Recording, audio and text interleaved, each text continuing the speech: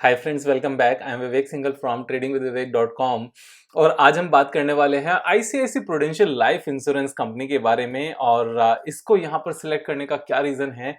बहुत सारे क्वेश्चंस आए थे कि विवेक भाई, किसी कंपनी की सेल्स नेगेटिव में कैसे हो सकती है। अगर हम यहाँ पर जून क्वार्टर नंबर्स देखें तो हमें देखकर थोड़ी सी हैरानी होती है कि सेल्स भी यहाँ पर नेगेटिव है और एक्सपेंसेस भी यहाँ पर नेगेटिव हैं। तो विवेक भाई, ऐसा कैसे होता है? तो मैं आपको थोड़ी सी नॉलेज देना चाहूंगा कि खास तौर से इंश्योरेंस कंपनीज में ये सब चीजें कैसे आती हैं और इसका इम्पैक्ट क्या है। क्या एक्चुअल में कंपनी यहाँ पर नेगेटिव सेल्स के चलते खत्म होने वाली है या फिर इसका कुछ भी खास इम्पैक्ट नहीं है। तो हम यहाँ पर सारी चीजें सीखेंगे और सीखने के बाद में जो भी डिसीजन होगा वो आपका अपना होगा। मेरे हिसाब से यहाँ पर चीजों को सीख लेंगे। और अगर चैनल सब्सक्राइब नहीं किया तो सब्सक्राइब कर लें, क्योंकि एवरी डे ठीक 7 o'clock एक नई वीडियो लेकर आते हैं जिससे हम सब अपने ट्रेडिंग एंड इन्वेस्टिंग स्किल्स को शार्प कर सकें। तो यहां पर आगे बढ़ते हुए जब हम बात करते हैं तो सबसे पहले इसी का यहाँ पर डिटेल में बात करते हैं। उसके बाद फर्दर गोइंग फॉरवर्ड कंपनी कैसा करने वाली हो, टेक्निकल चार्ट पैटर्न्स क्या कहते हैं, वो सब चीजें डिस्कस करेंगे। लेकिन सबसे पहले हम क्या करते हैं, यहाँ पर जो जून क्वार्टर नंबर्स है इसका एक बार पीडीएफ ओपन करते हैं। और पीडीएफ ओपन करने के बाद में हमें इसका आइडिया लग जाएगा कि यहाँ पर ऐसा क्या हुआ। लेकिन इससे पहले मैं आपको एक बार बता दूं, सेम तरह की सिचुएशन मार्च 2020 में भी आई थी, जब सेल्स 8,300 करोड़ नेगेटिव थी। अभी तो सिर्फ 1,600 करोड़ नेगेटिव है और तब एक्सपेंस भी माइनस में थे, नेगेटिव में थे। तो ऐसा होता कैसे है, इस बात को ध्यान से समझने के लिए हम थोड़ा सा डिटेल में इसके नंबर्स पे चले जाते हैं। तो यहां पर जब नंबर्स की बात होती है तो 800 यहां पर जितने भी नंबर्स हैं ये सारे नंबर्स लैक्स में दिए हुए हैं। तो करोड़ में लाने के लिए यहां पर 2 पॉइंट्स पहले हम यहां पर डेसिमल लगा लेंगे तो हमें क्लैरिटी आ जाएगी। यानी कि जो नेगेटिव में नंबर लिखा हुआ है, this is 8,670 crore rupees, 8.6 thousand crore rupees.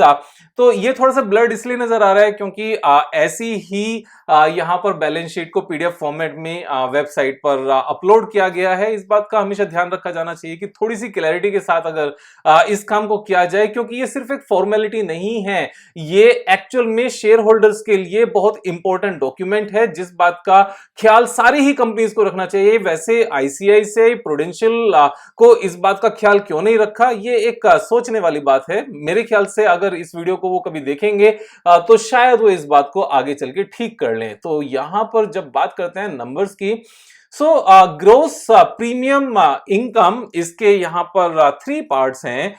First year premium is 1,000 crore, renewal premium is 3.89 crore, 3.8 thousand crore, and single premium is 2.3 thousand crore. यानी कि 2,300 करोड़, 3,800 करोड़ एंड 1,038 करोड़। तो ये क्योंकि सारी फिगर्स लैक्स में है और इन सब का जो टोटल आता है वो आता है 6,000 नेट प्रीमियम रिसीव्ड यहां पर निकल कर आता है, दैट इज 6,800 करोड़ रुपीज। तो ये फिगर्स फर्स्ट ईयर प्रीमियम का मतलब क्या है, यानी कि न्यू बिजनेस जो फर्स्ट टाइम प्रीमियम पे किया गया है। रिन्यूअल का मतलब है जिसने पॉलिसी इस बार से पहले ली थी और उन्होंने रिन्यूअल किया है। सिंगल प्रीमियम का मतलब है कि वन टाइम प्रीमियम पे किया और जितना भी इंश्योरेंस कवरेज मिलनी थी वो इंश्योरेंस कवरेज उनकी हो गई, यानी कि one time premium, single premium में ही उन्होंने पॉलिसी को कवर किया है।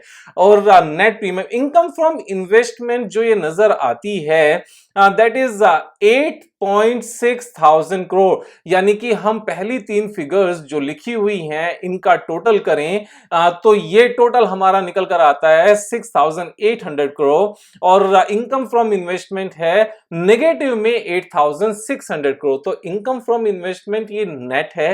अब ये फिगर माइनस में कैसे है? ये इसलिए माइनस में है क्योंकि मार्केट डाउन रही है जून क्वार्टर में, और जून क्वार्टर में मार्केट डाउन आने की वजह से जितनी भी इन्होंने इन्वेस्टमेंट की हुई है वो सारी नेगेटिव रिटर्न दी है, तो उसका यहां पर इंपैक्ट दिखाया जाता है और इन दोनों का टोटल करके नेगेटिव इंपैक्ट यहां पर ये टोटल रिटर्न जो टोटल रेवेन्यू है वो नेगेटिव है। यानी कि जो इनका रेवेन्यू वाला पार्ट है, रेवेन्यू वाले पार्ट में जो इन्होंने प्रीमियम रिसीव किया वो भी आता है और जो मार्केट में इनकी इन्वेस्टमेंट है उससे जितना माइनस आया वो भी है।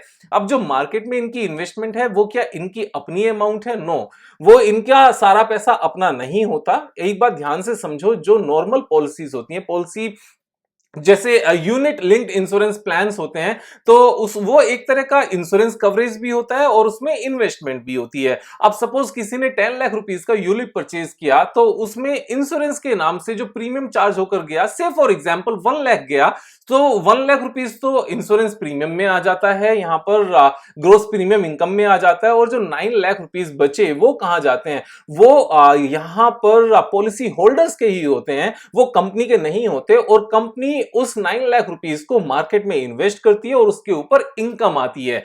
अब ये जो फिगर है ये नेगेटिव फिगर है। अब जो भी इनकम आती है पहले यहां रेवेन्यू में काउंट की जाती है, उसके बाद में उसको माइनस किया जाता है नीचे आकर, और वो माइनस कहां पर किया गया है? जैसे यहां पर आप देखोगे चेंज इन एक्चुरियल लायबिलिटी, यानी कि जितनी लायबिलिटी इनकी है पॉलिसी होल्डर्स को देने के लिए, उसकी कैलकुलेशन यहां पर की गई है। और ये चेंज क्या है? ये नेगेटिव चेंज है। नेगेटिव चेंज कैसे है?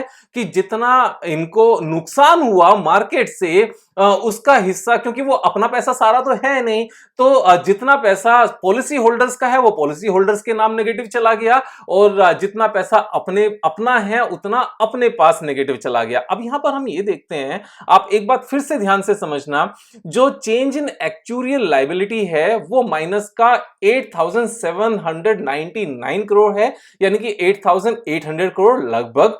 और एक्चुअल में जो अपना जो टोटल था यहां पर जो रेवेन्यू में माइनस काउंट किया वो कितना है? वो है 8670 करोड़। अब जब यहां पर नुकसान 8670 करोड़ का हुआ है, तो यहां पॉलिसी होल्डर्स के नाम पर नेगेटिव 8799 करोड़ कैसे दिखा सकते हैं? वो इसलिए दिखा सकते हैं, यहां पर जो जितना भी पैसा है वो दो तरीके से मार्केट में लगता है, एक बॉन्ड के रूप में लगता है और एक इक्विटी मार्केट के रूप में, इक्विटी में लगता है। तो यहां इस बात के पूरे चांसेस हैं कि जो अपना पैसा है वो इक्विटी में नहीं लगाया गया, वो इक्विटी मार्केट में नहीं लगाया गया, और जितना पैसा यहां पर पॉलिसी होल्डर्स का है उसकी जो यहां पर मेजॉरिटी है वो इक्विटी वाली ज्यादा है और बॉन्ड वाली कम है। अब इन सब चीजों के लिए फर्दर आपको डिटेल में जाना पड़ेगा, फर्दर डिटेल में पढ़ना पड़ेगा। अगर आप नीचे सारी चीजें डिटेल में पढ़ डालोगे तो ये सारी चीजें आपको पता चल जाएंगी कि कितना कितना पैसा कहां कहां से लगा है। और हम इसको अगर थोड़ा सा छोटा कर लेते हैं तो और अच्छे से आपको ये फाइनली नजर आ जाएगा। तो नीचे पूरी डिटेल हमें ये पढ़नी चाहिए। गलती क्या होती है कि हम इन सारी चीजों को यहां डिटेल में पढ़ते नहीं है, और उसका रिजल्ट क्या निकलता है? उसका रिजल्ट ये निकलता है कि हम प्राइमा फेसी जो फिगर्स यहां पर लिखी होती हैं उसको सोचकर कर लेते हैं कि यहां तो सब कुछ गड़बड़ है। यहां सब कुछ गड़बड़ है नहीं। अगर हम एक्चुअल में बात करने लगे, कंपनी ने पैसा कमाया क्या इस पर्टिकुलर क्वार्टर में? तो यस, कंपनी ने पैसा यहां पर कमाया है। वो कैसे कमाया है? कि जो प्रीमियम रिसीव हुआ है वो 6800 करोड़ के आसपास का रिसीव हुआ है, और जो यहां पर बेनिफिट्स पे किए गए हैं वो 5000 करोड़ के आसपास है। सरप्लस यहां पर निकल कर आता है 394 का, और ट्रांसफर टू शेयर होल्डर्स की अलग फिगर है। तो ये सारा सब कुछ करने के बाद में इसको आप डिटेल्स में पढ़ते जाओगे, पता चलता जाएगा। अल्टीमेटली यहां पर 155 करोड़ रुपीस का नेट प्रॉफिट है। क्यों? क्योंकि बिजनेस जो है एक्चुअल में वो इंक्रीज हुआ है। वो कैसे इंक्रीज हुआ है? जून क्वार्टर में इन्होंने जो प्रीमियम रिसीव किया वो कितना था? लास्ट ईयर जून क्वार्टर में कितना था? दैट वाज 6.6 थाउजेंड करोड़, और अभी कितना है? 6.8 थाउजेंड करोड़, यानी कि यहां पर 284 करोड़ के आसपास का प्रीमियम ज्यादा रिसीव किया है।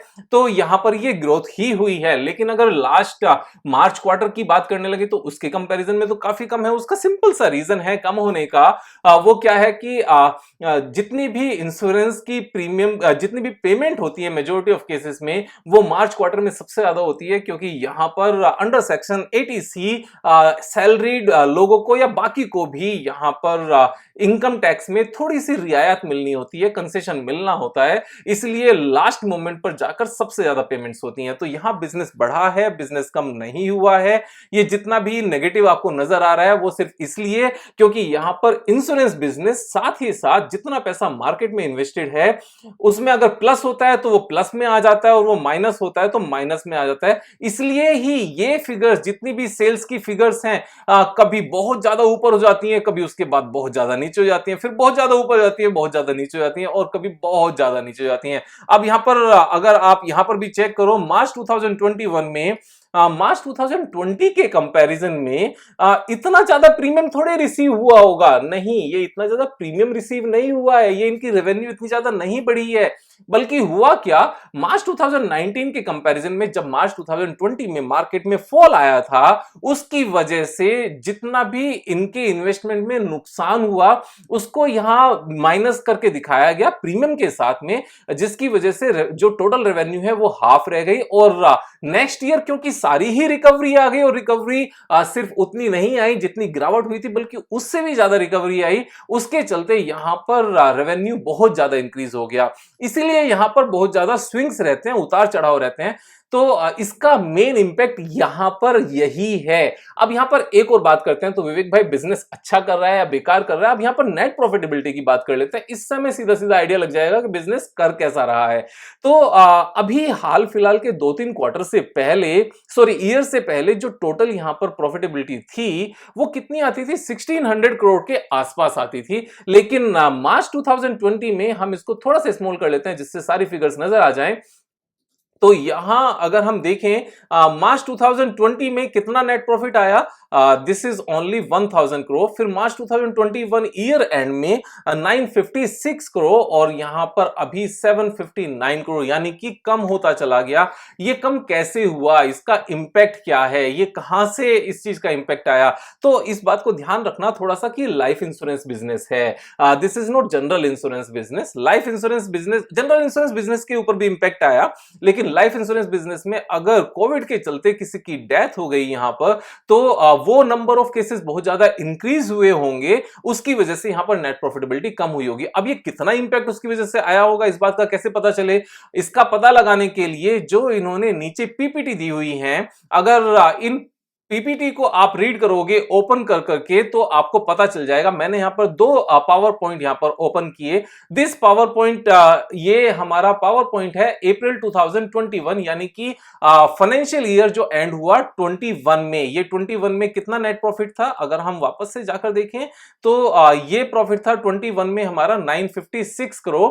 अब अगर इसका इंपैक्ट देखें कि ड्यू टू कोविड यहां पर कितना इन्होंने क्लेम पे किया कोविड की वजह से, total claims on account of covid for financial year 21 was 4.5 billion rupees, यानी कि 459 करोड़ रुपीज, 459 करोड़, 459 करोड़ रुपीज पे किए। क्लेम्स नेट ऑफ री इंश्योरेंस वॉज 2.64 बिलियन, यानी कि 264 बिलियन करोड़ रुपीस इन्होंने नेट ऑफ री इंश्योरेंस की। जितना भी ये कंपनीज इंश्योरेंस करती हैं, जरूरी नहीं है कि सारा का सारा बर्डन उस इंश्योरेंस का खुद के ऊपर रखते हैं, वो डिपेंड करता है कि कितना बिजनेस आया और कितना पैसा इनके पास है। तो यहां ये कंपनीज क्या करती हैं, अपने इस इंश्योरेंस रिस्क को थोड़ा सा शेयर करने के लिए जो री इंश्योरेंस कंपनीज हैं, जैसे जनरल री इंश्योरेंस कंपनी GIC-RE, यहां पर इंडिया की अकेली री इंश्योरेंस कंपनी है, तो उसको जैसे सपोज इन्होंने पास ऑन किया या किसी बाहर की कंपनी को पास ऑन किया, वहां उसको उससे जो पैसा आया उसके बावजूद भी 264 करोड़ रुपीस का इन्होंने कोविड-19 की वजह से एक्स्ट्रा क्लेम्स पास ऑन किए। अगर ये 264 करोड़ रुपीस पास ऑन नहीं किए होते, यानी कि क्लेम सेटलमेंट नहीं की होती, कोविड नहीं आया होता, तो इनका जो नेट प्रॉफिट 956 करोड़ रुपीस है, ये बढ़कर यहां पर ज्यादा हो चुका होता, ऑलमोस्ट 1200 करोड़ रुपीस हो चुका होता। साथ में हम देखते हैं मार्च 2022 जो फाइनेंशियल ईयर करंट वाला है, इसमें कितना इंपैक्ट आया। मैंने यहां पर फिर से एक पावर पॉइंट ओपन किया और यहां पर लिखा हुआ है कोविड-19 claims net of reinsurance, यानी कि after reinsurance this figure is 1017 crore rupees. So this is a big number, 10.17 billion rupees, यानी कि 1 बिलियन में 100 करोड़ रुपीज होते हैं, 1 बिलियन में। So this figure is 1017 crore rupees, 1000 crore rupees. अगर ये 1000 करोड़ रुपीज कोविड की वजह से नहीं हुए होते तो जो नेट प्रॉफिट है it could have been almost 1800 crore rupees of net profit in March 2022। और मार्च 2022 में इतना नेट प्रॉफिट अगर ये 1800 करोड़ का होता then it must have been the highest ever net profit so far, क्योंकि इससे पहले जो हाईएस्ट एवर नेट प्रॉफिट आया है that is 1682 crore, 1800 crore rupees कभी नहीं आया। सो नेट शेल में अगर हम इस जो once in a while, once in blue moon, अगर इस तरह की कोई नेचुरल कैलेमिटीज आती हैं उसको अगर साइड में रख दिया जाए then company has posted highest ever net profit, अगर हम कोविड का इंपैक्ट यहां से हटा दें। So company is doing good. अब हम यहां पर यह मानकर चलते हैं कि 1800 करोड़ रुपीस का अगर नेट प्रॉफिट आया होता, हम थोड़ी सी आगे की बात कर रहे हैं यहां पर कि कंपनी की करंट वैल्यूएशन किस तरह की है उस चीज को ध्यान में रखते हुए बात कर रहे हैं। अगर ये 1800 करोड़ होता और मैं ये मानकर चलता हूं कि नेक्स्ट ईयर में 1800 करोड़ से इंक्रीज होकर अगर ये 2000 करोड़ रुपीस हो जाता है, क्यों? क्योंकि कोविड की वजह से जितने भी केसेस हैं वो लास्ट फाइनेंशियल ईयर तक सारे सेटल हो चुके होंगे। आज की डेट में एज सच कोई केस नहीं है, लेकिन यहां पर इंश्योरेंस प्रीमियम क्योंकि बढ़ता जाएगा, लोगों को डर होगा, एक रिस्क वाला सीन उन्होंने देख लिया है और यहां पर इस चीज के चांसेस बढ़ जाते हैं कि वापस से शायद इस तरह का अगर कुछ हो तो हम प्रोटेक्ट रहें, फैमिली प्रोटेक्ट रहे, तो ये बिजनेस यहां से बढ़ेगा, ऐसा मेरा मानना है जनरल अंडरस्टैंडिंग के बेस पर। तो 1800 करोड़ के बदले अगर ये 2000 करोड़ के आसपास का नेट प्रॉफिट आता है जो ऑनगोइंग फाइनेंशियल ईयर है, इसमें मैं बहुत ज्यादा यहां पर हाई फिगर की बात नहीं कर रहा हूं, मैं सिर्फ यहां पर 10% प्रॉफिट ग्रोथ की बात कर रहा हूं और कोविड का इंपैक्ट को नलीफाई करने की बात कर रहा हूं। तो उस केस में इसका वैल्यूएशन कितना होगा? इसका वैल्यूएशन बड़ा मॉडरेट हो जाएगा, क्योंकि मार्केट कैपिटलाइजेशन 74,000 करोड़ रुपीस है। अगर 2000 करोड़ रुपीस का पूरे साल का फाइनेंशियल ईयर का ये यहां पर नेट प्रॉफिट आता है तो this company will be trading at 37 PE. 74,000 crore को अगर हम 2000 करोड़ से डिवाइड कर लें तो हमारा पीई रेशियो निकल कर आ जाएगा, दैट विल बी 37, जो अभी यहां पर नजर आता है 68। ये 68 क्यों नजर आता है? क्योंकि ये लास्ट फाइनेंशियल ईयर के ऊपर कैलकुलेटेड है, बेसिकली लास्ट 12 मंथ्स के नेट प्रॉफिट के ऊपर बेस्ड है।